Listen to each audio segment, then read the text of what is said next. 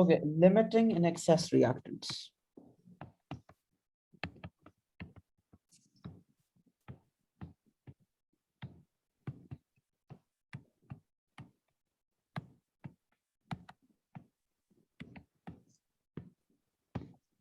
Okay, so by looking at these terminologies, limiting and excess, you can easily understand their meanings. Limiting reactant is a reactant that limits a chemical reaction. And excess reactant is the one that is present in excess quantity, and it does not limit the chemical reaction. Okay, so limiting reactant will always limit the chemical reaction. How is that possible? Take a very common example for, let's say, if you have, sorry. Okay, let's say if you're making sandwiches, okay?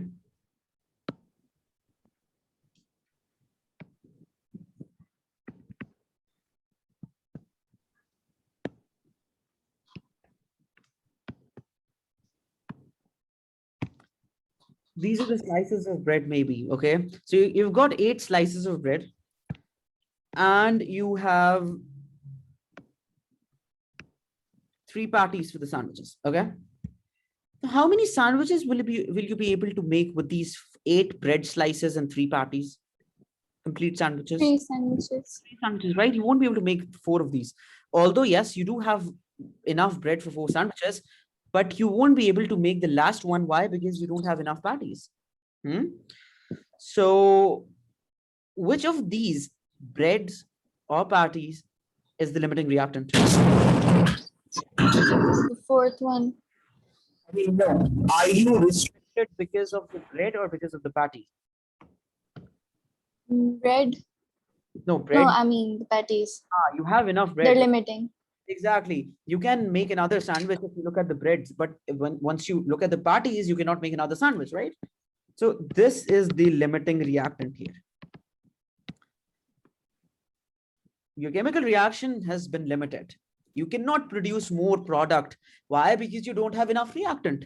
So think of bread and this patty as your reactant and the sandwich as the final product.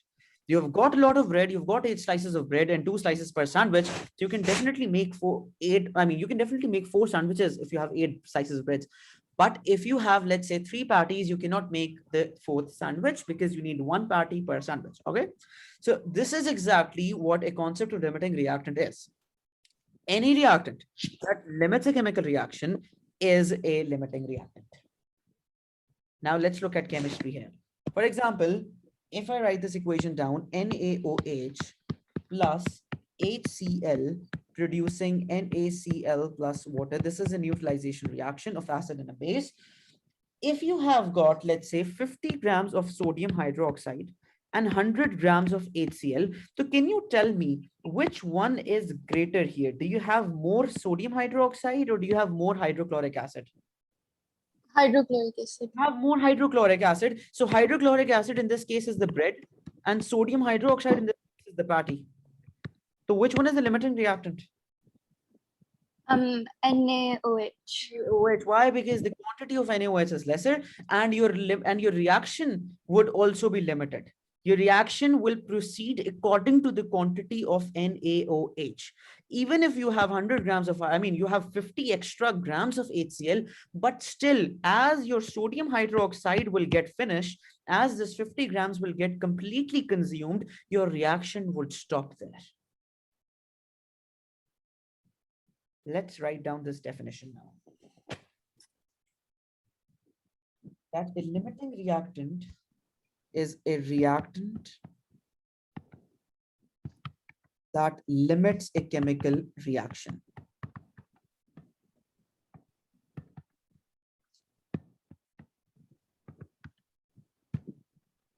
And the other reactant is known as the excess reactant. Now, how to measure that limiting reactant? I mean, you can maybe look at the masses, you can look at the moles, the volumes. So any physical quantity will tell you about the limiting reactant. In the case of sandwiches, we looked at the quantity, the number of patties, right? So that was the physical quantity over there. But in the case of I mean, the chemical reactants, you won't be looking at their numbers. Okay, you have, let's say, 10 bottles of hydrogen, you have 10 bottles of sodium hydroxide. No, you'll be looking at their exact masses or their exact moles or their exact volumes, because that is how we make appropriate chemical calculations, right? So limiting reactants will, I mean, in order to know which reactant is a limiting reactant, you need to understand, you need to know their moles and their masses and their volumes. Okay. So for example, again, if you look at the same equation again, you have NaOH reacting with HCl, producing H2O plus NaCl, and NaOH is again 50 grams, but now you're given with, let's say, the volume of HCl 500 cm cube, and you're given with the concentration of HCl, that's 1.2 moles per dm cube, and you're asked to tell which one is the limiting reactant. Now, if you look at this question, you're given with the mass of NaOH, but you're given with volume and concentration of HCl. In order to make a comparison, you will either need masses of both of these compounds, or you'll need volume of both of these reactants, right? So what is the best way? Can we make a genuine comparison between the mass and the volume here? No, we cannot, because we need the same physical quantity, right? So what we need to do here is we need to figure out mass of HCl as well. Can we figure out the mass by looking at these two physical quantities?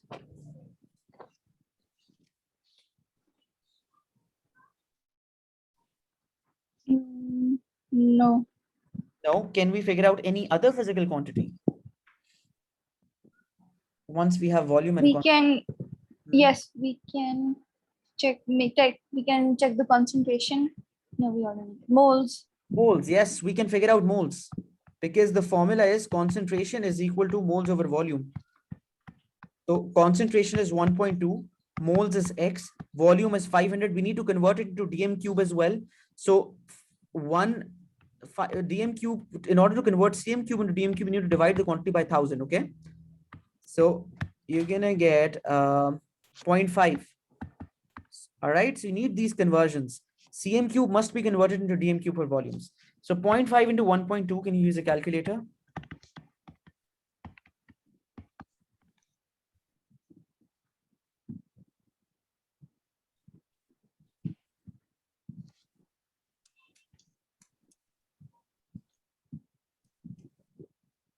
0.6. 0.6.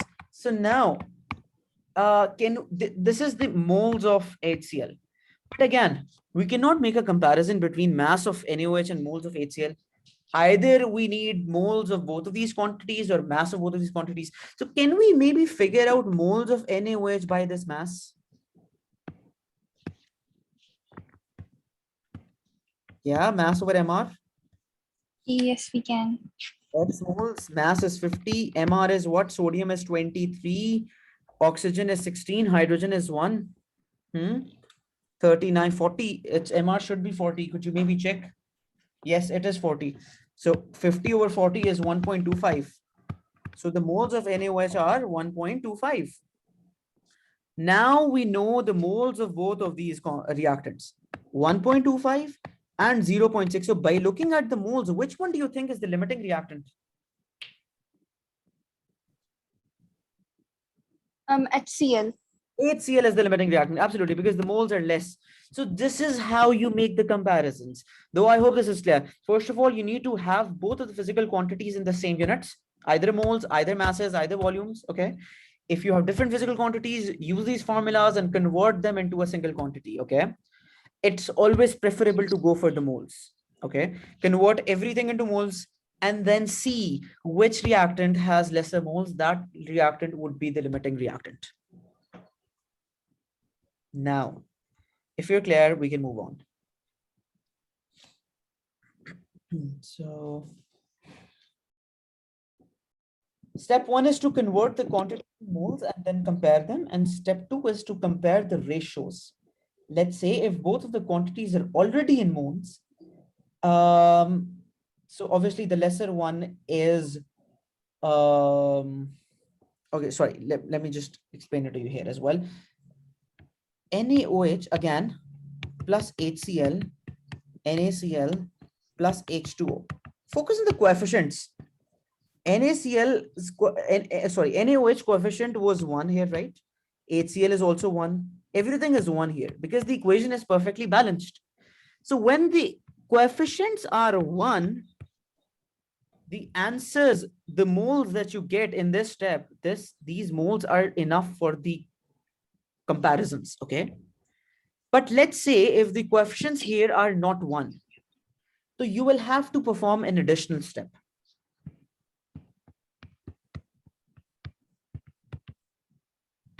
If coefficients of the reactants are not 1, perform an additional step. And that additional step is to divide moles over coefficient and then make the comparison. For example, I'll just explain that to you. Let's say if it was 2 NaOH plus 3 HCl, just an example, okay? And X or Y, any other product. So in that case, your moles of NaOH were 1.25, right? And HCl were 0.6. In the previous step, what you did was you made a comparison here, right? You said that 1.25 was greater and 0.6 was lesser. So definitely HCl was the limiting reactant. But in this, but now since you have the coefficients as any other number other than 1, 2 or 3, what you're going to do is you're going to divide these with the coefficients 1.25 over 2 and 0.6 by 3. Can you tell me the answers for these divisions? What is 1.25 over 2? We will use this method if the coefficient is not the same.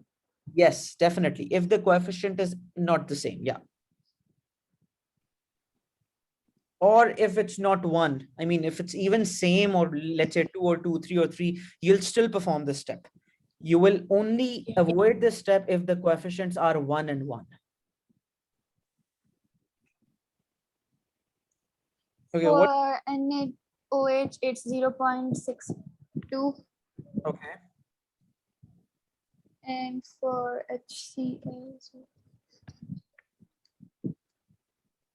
it's 0.2. Okay. So which one is lesser now? HCl. HCl. So this is your limiting reactant. So I hope this is clear now. In the first case, you were to make comparisons right after you had figured out the moles, because in that case, the coefficients are 1, 1, 1. But in the second case, when the coefficients were not 1 and 1, what we did was we divided the moles with the coefficients to get these two values, and then we made the comparisons and declared a limiting reactant. Are we supposed to balance it on our own, or या फिर question में हमें बताया होगा किसको balance करना है? I mean, पूरे रिएक्शन को. Question may, if let's say you're given with an equation in the question, generally the equations are balanced. But let's say if you're making your own equation and that's a part of the question or your answer solution, in that scenario, you will have to balance that equation yourself.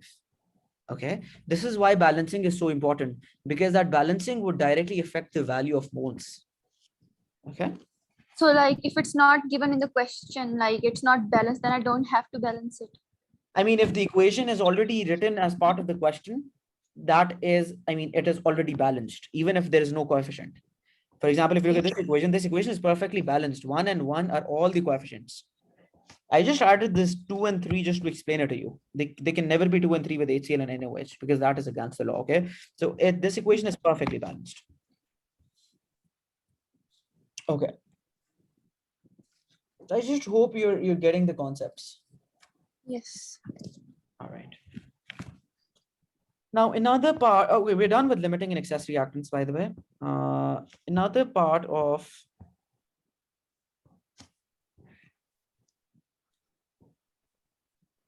topic is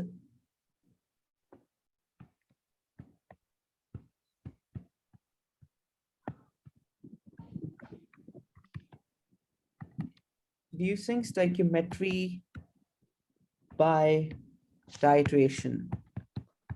So titration, what do you understand by this word titration?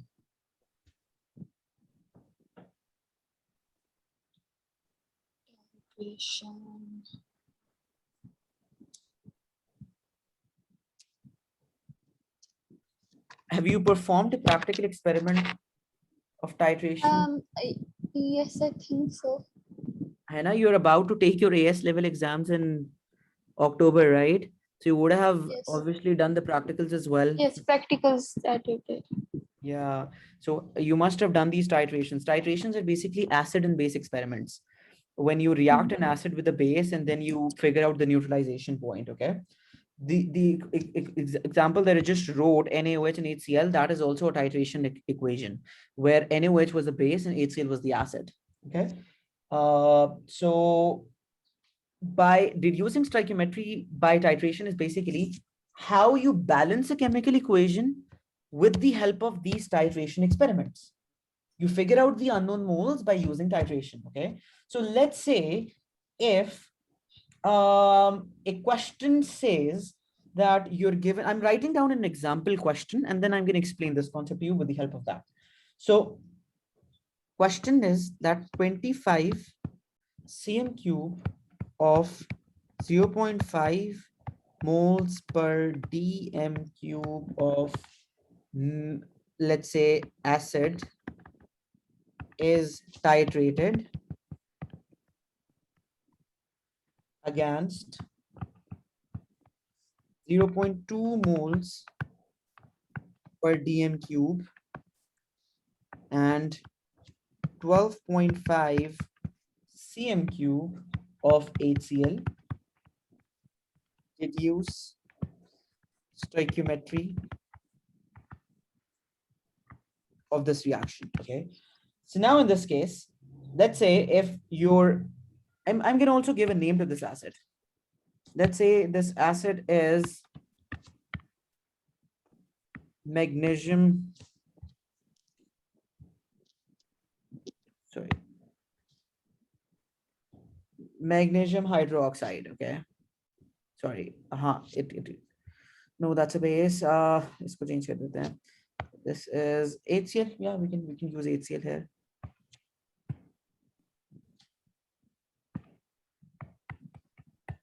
And this base, let's say, अच्छा यहाँ पे मैंने HCl use कर लिया. This is, let's say, magnesium hydroxide. Okay, so we've given the name, so we could easily make an equation. So the question is trying to tell you that you need to make an equation of MgCl2 and HCl and even balance it up. How to do that? How to get the coefficients and everything? You're going to use moles here.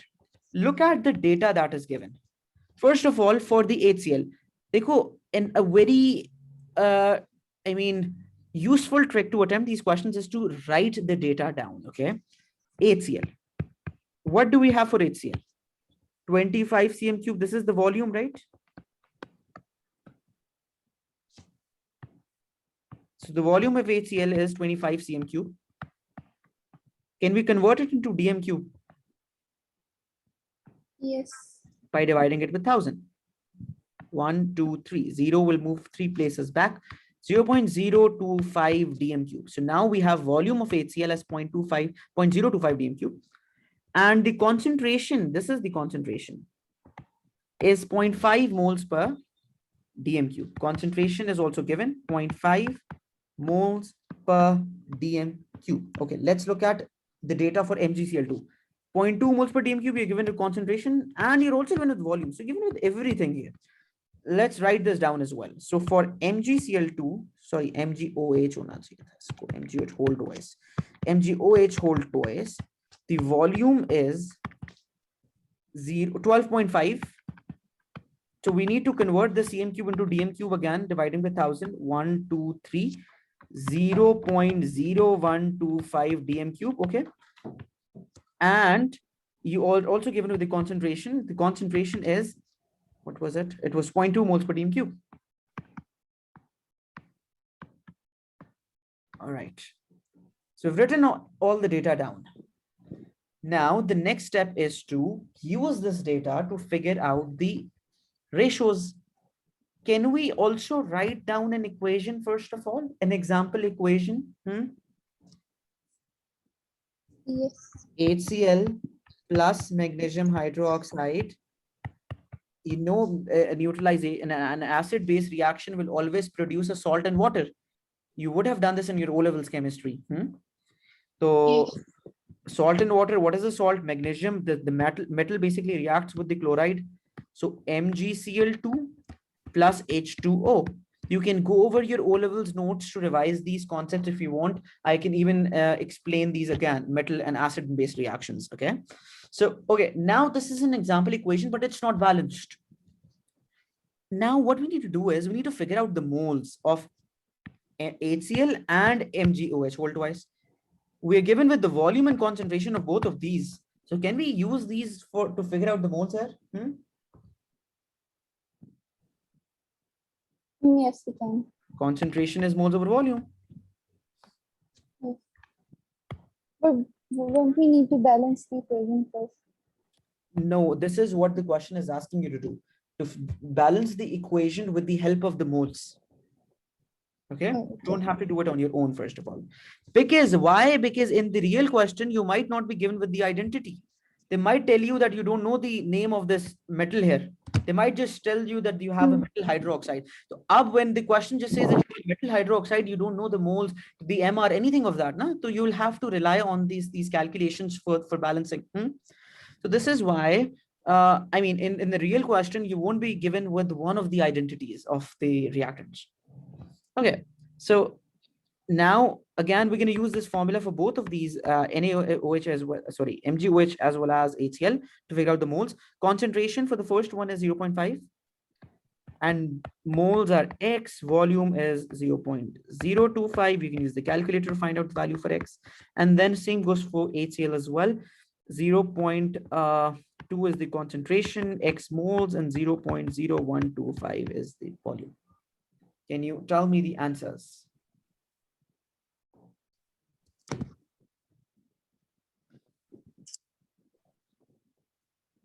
I can't see the screen. Now, can you see it? Yeah. Yes, I can.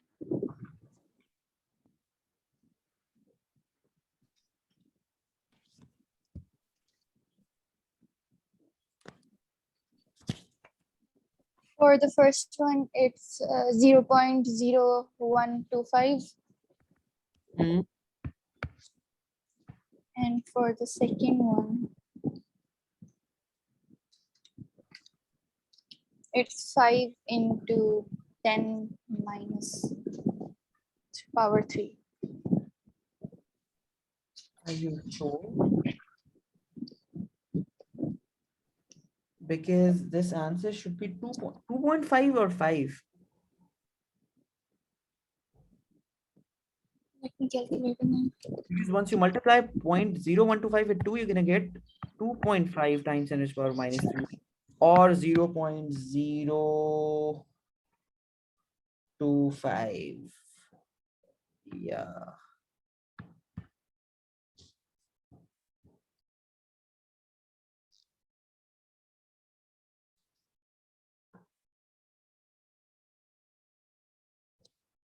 Sorry, I calculated again. It's 2.5 into 10 power minus 3. And we can also write it as 0.025. Okay. So now what you need to do is, because the first one was HCl, ratio MgOH. Really? No. Yeah, okay. So HCl, for this HCl, the value that you got was 0.0125 and MgOH was 0.025. Now you're going to divide again with the lowest value. 0.125 is the lowest. So you're going to divide it on both sides. This is 1 and this is 2. 0.025 over 0.125 is 2. Okay. So once you get these answers, this is how you're going to balance the equation. HCl is 1 here, okay, and 2 is with MgOH whole twice, like this. All right. Okay, we divide it with the lowest number. Yes, exactly. And the answers that you're going to get will be the coefficients of the equation. Again, this equation is not Okay. accurate because in an actual chemical equation, one should be with NaOH and two with HCl according to the balancing rules. But again, this is just an example question. And this is how you're getting the answer. I hope the concept is clear that to reduce stoichiometry, you need to figure out the moles first of all, and then you need to take the moles ratios and to figure out the balancing coefficients. Okay, this is all. This is how you use titrations for these balance for balancing. Okay, now moles and redox reactions. This is another topic.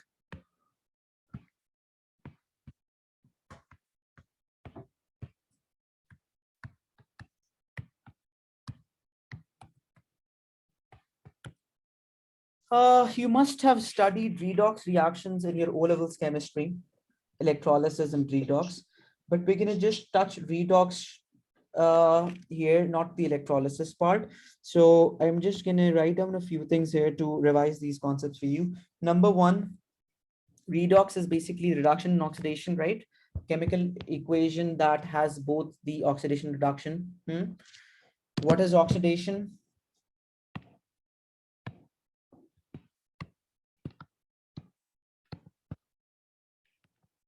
Dua? Oxidation is loss of electrons Yes. and Yes. And reduction is gain of electrons. gain of electron.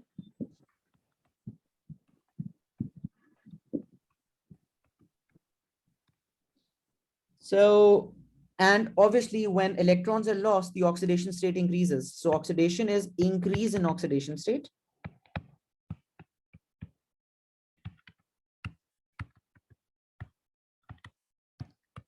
And reduction is decrease in oxidation state.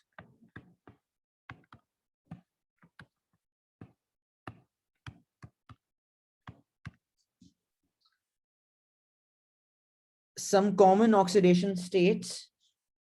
A natural element has an oxidation state of 0. You can just note these down. Group 1 metals have an oxidation state of positive 1. Group 2 metals have an oxidation state of positive 2. Group 3 metals have an oxidation state of positive 3. Transition elements have variable oxidation states. I mean, their oxidation states can change. Oxygen will always have an oxidation state of -2 except for H2O2. Oxygen in H2O2 will be -1. And hydrogen will always have an oxidation state of +1 except for metal hydride. I'm sorry, which one will be -1? Oxygen in H2O2 will be -1. And hydrogen and metal hydride will also be -1. Otherwise, oxygen is -2 and hydrogen is +1. These are some common oxidation states. You can figure out the unknown oxidation states with the help of these common oxidation states. All right. For example, if let's say you have a compound,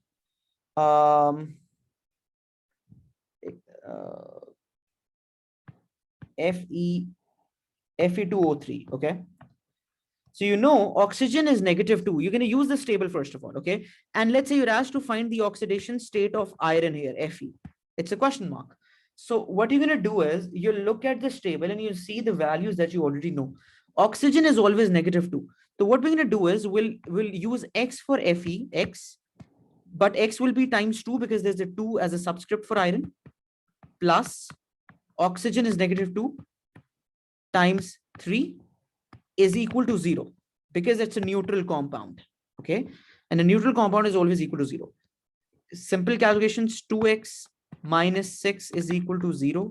2x is equal to 6. X is equal to 3. So iron is +3 in this case.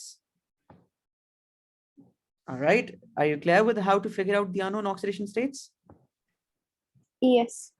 And let's say if there was a compound in form of an ion, not a neutral compound, for example, MnO4.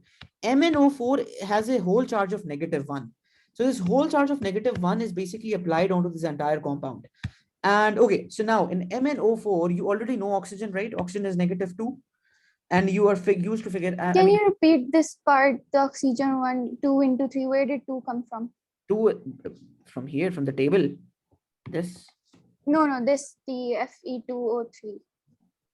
This small 2 here. Like x into 2. No, x into 2 plus 2 into 3. If you focus. Where did 2 come from? Okay, so this first 2 is basically the subscript of Fe2O3. You are supposed to multiply that with the oxidation state. And the second -2, this -2 is the oxidation state of oxygen that we already know. It's in the table. Won't we add -2 or just -2? I mean, it's -2, sorry. This is -2. Yes. Okay. Because this is why we're getting -6 here now. Okay. So, and now if you look at this MnO4 has a whole charge of -1. So what we're going to do here is, we already know what oxygen is. Oxygen is -2, okay? Mn is x, Mn ko extra lete hain. X plus oxygen is -2 times, this is 4, so we have to multiply this 4, okay? Is equal to, now we're not going to equate it to 0, but to -1 here. Why? Because the whole charge of this compound is -1. So x plus -2 -8 ho jayega. -8 is equal to -1. X is equal to -1 plus 8. X is equal to 7, +7. So the charge on Mn is +7. Is this clear?